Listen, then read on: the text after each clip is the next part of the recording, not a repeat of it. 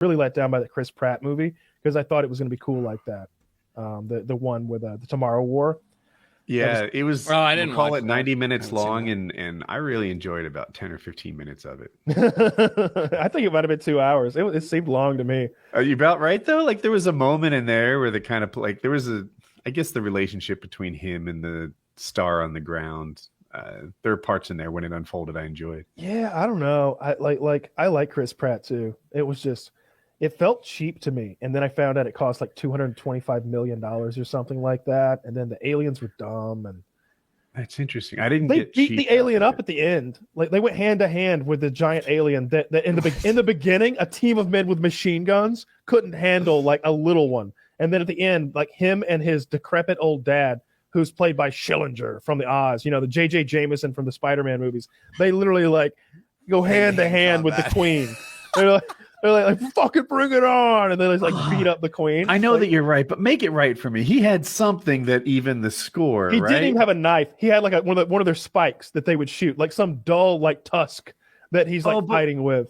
Are you sure the tusk wasn't particularly effective against them? Like it wasn't a magical thing tusk that kills White Walkers. No, he did not have a vibranium tusk or anything like that. We're in the Marvel universe. He was, yeah. I mean, we might as well go to fantasy land because the idea of Chris Pratt beating up a giant monster with his bare hands, along with a 70-year-old man in the Arctic, mind you, or in Siberia, was just. It's like, come on, give him have a part where he just happens to have a rocket launcher here. Like maybe I'll believe that.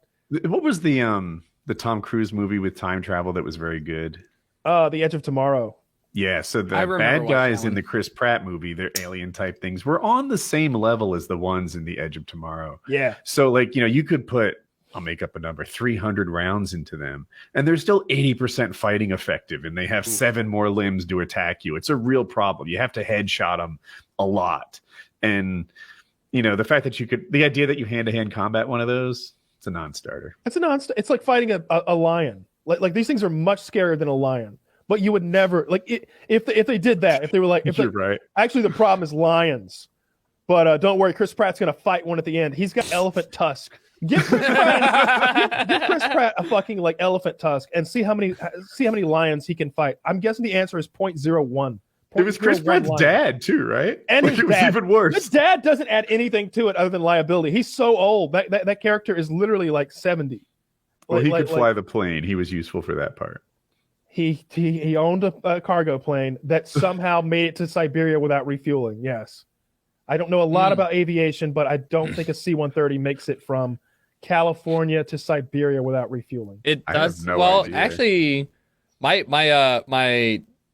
what do you call it? My cousin's husband flies C-130s. They certainly don't make it back.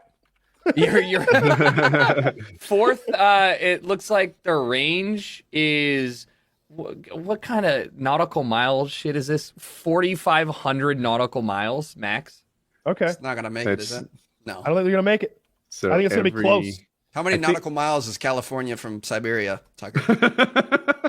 All right. How many nautical miles from LA to Siberia? Why did it autofill? 5,300. So there you go.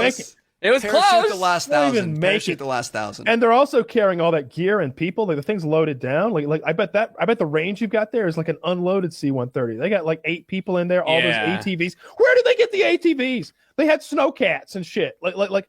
There was so much in that movie. Look, I get it. Capacity. They could have brought golf carts and shit if they wanted. All I need is like for them to make shit make sense. I believed Lord of the Rings when the elf pulls out the limbus bread, and they're like, oh yeah, like one bite can fill the stomach of a grown man and for a day. All right, so it's some magic shit. Yeah, exactly, magic shit. All right, I believe you. And this at no point were they like, so where are we getting $250,000 worth of snowmobiles? I don't know. I keep them in my C-130. Where are we getting all these weapons? We're in California, mind you. Where are we getting all this weaponry and ammunition that we're taking with us? San Diego's military base. They had C4. It just like you don't have to like have like I know a little bit about procuring C4 and about like getting weapons in California. You don't have to have my level of like knowledge about these things to be like, wait a minute, where'd they get the C4? It'd be more realistic if they came from Texas. It would be a lot more realistic if they came from Texas. of Or course, Florida, like, you'd be like Yeah, closer. no, it would. yeah, of course they'd have found out Chris Pratt's wife was pregnant, and they'd have done something awful. to Florida him. is not you closer seen to that law Siberia. there the with other the- way. I was thinking. Yeah, going I east was